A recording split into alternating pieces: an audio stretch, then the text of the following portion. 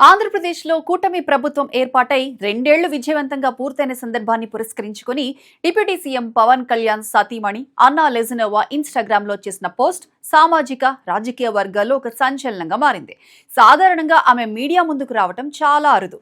కానీ పవన్ కళ్యాణ్ ఎదుర్కొన్న ఒడిదుడుకులు, పరాజయాలు, అవమానాల వెనుక ఉన్న నికార్సైన నిజాన్ని, ఒక భార్యగా తాను అనుభవించిన వేదనను ఆమె అత్యంత ఆత్మీయంగా సుదీర్ఘంగా పంచుకున్నారు. ఈ పోస్ట్ కేవలం ఒక రాజకీయ నాయకుడి విజయం గురించి కాదు, ఆ విజయం వెనుక దాగి ఉన్న పట్టుదల, త్యాగం మరియు కన్నీళ్ల కథ. 2014లో జనసేన పార్టీని స్థాపించినప్పుడు పవన్ కళ్యాణ్ కు క్షేత్రస్థాయిలో బలమైన యంత్రాంగం లేదు, అండగా నిలబడే పెద్ద నాయకులు లేరు. వ్యవస్థలో ఉన్న లోపాలను ఎండగడుతూ ఆయన ఒంటరిగానే అడుగులు వేశారు. ఆ రోజులను గుర్తు చేసుకుంటూ అన్నా లెజినోవా ఆయన చేసే ఒంటరి పోరాటం చూసి ఒక్కడు ఇంకెంతకాలం పోరాటం చేయగలడు అని నా మనసుకు అనిపించేది అని పేర్కొన్నారు. ఒకవైపు కోట్లాది మంది అభిమానించే స్టార్ ఇమేజ్ ఉన్నప్పటికీ రాజకీయ క్షేత్రంలోకి వచ్చేసరికి ఆయన ఒంటరివాడైపోయారనే భావన ఆమెను తీవ్రంగా కలిచివేసిందట.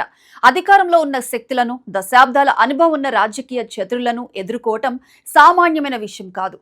ఆయన వెనుకడుగు వేయకపోవటం ఆమెను ఆశ్చర్యానికి, ఆందోళనకు గురి చేసేది. ప్రస్తుతం పవన్ కళ్యాణ్ డిప్యూటీ సీఎం గా ఉన్నత స్థానంలో ఉన్నారు. ఇప్పుడు ప్రపంచానికి కనిపించేది కేవలం ఆయన విజయాలు, ఫోటోలు, చిరునవ్వులు, సంబరాలు మరియు హెడ్లైన్స్ మాత్రమే. కానీ ఈ స్థాయికి చేరుకోవడం వెనుక ఒక దశాబ్ద కాలపు రక్తాశ్రవులు ఉన్నాయని అన్నా లెజినోవా గుర్తు చేశారు. రాజకీయ ప్రయాణంలో పవన్ కళ్యాణ్ ఎదుర్కొన్న వ్యక్తిగత విమర్శలు, దూషణలు అన్నీ ఇన్ని కావు. ప్రత్యర్థులు ఆయన వ్యక్తిగత జీవితాన్ని, ఆయన ఆశయాన్ని తీవ్రంగా ఎగతాళి చేశారు. ముఖ్యంగా 2019 ఎన్నికల్లో ఆయన పోటీ చేసిన 2 స్థానాల్లోనూ ఓడిపోయినప్పుడు పార్టీ ఉనికి ప్రమాదంలో పడిందనే విమర్శలు వచ్చాయి. భవిష్యత్తు ఏమిటో తెలియని అనిశ్చితి నెలకొంది.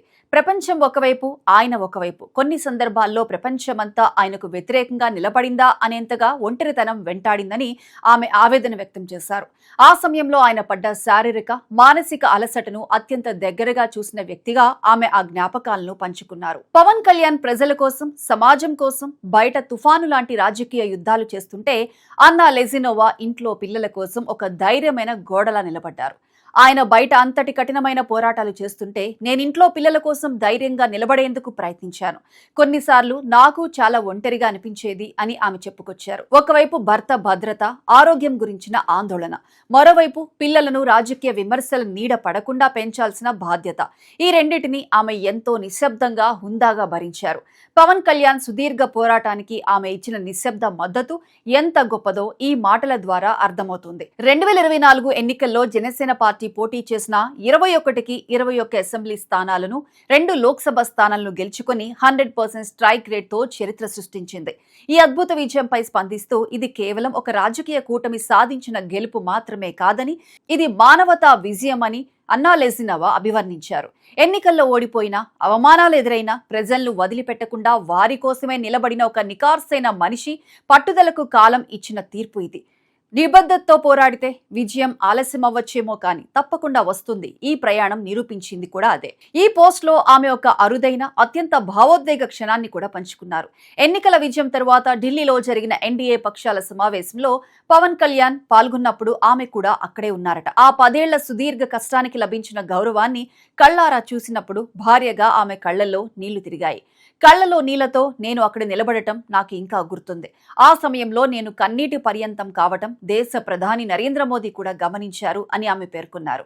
పవన్ కళ్యాణ్ పోరాటాన్ని దేశ అత్యున్నత నాయకత్వం గుర్తించిన ఆ క్షణం ఆమె పడ్డ 10 ఏళ్ల వేదనను తుడిచివేసిందని చెప్పొచ్చు.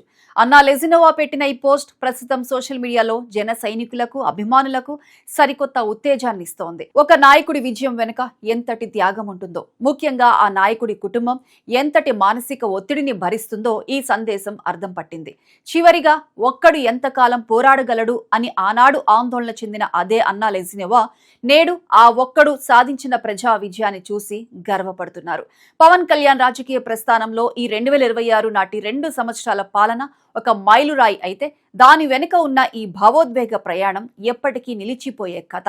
అందుకే అన్నా లెజినోవా అన్నట్లు ఇది కేవలం ఒక రాజకీయ విజయం మాత్రమే కాదు, ఒక నికార్సైన మనిషి పట్టుదలకు దక్కిన మానవతా విజయం.